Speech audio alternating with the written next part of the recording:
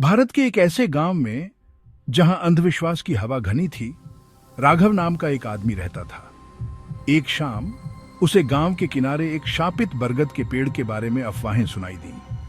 कहते थे कि सूर्यास्त के बाद कोई भी उसके पास से नहीं गुजरना चाहिए, क्योंकि उसके नीचे की परछाइयां ऐसे रहस्य फुसफुसाती हैं जो लोगों को पागल कर देते हैं।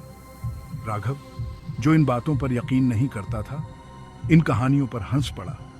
एक चुनौती पे उसने अंधेरा होने के बाद बरगद के पेड़ के पास से निकलने का फैसला किया। सिर्फ एक लालटेन और अपनी बहादुरी से लैस होकर वह निकल पड़ा। उस रात चांद पूरा था। रास्ते पर एक भयानक चमक बिखेर रहा था।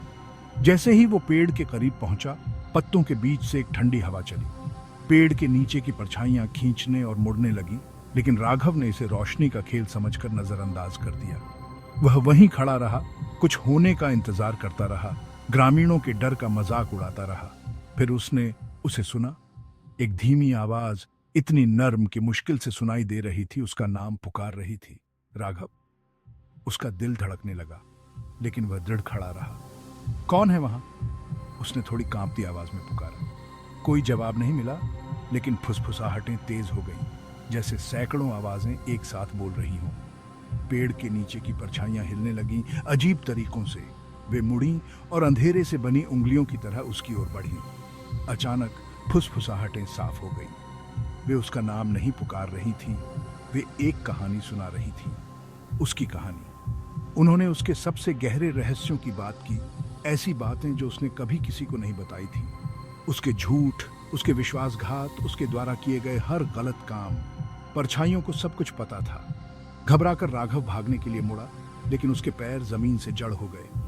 फुसफुसाहटें तेज हो गईं, उस पर आरोप लगाते हुए, उसके डर पर हंसते हुए।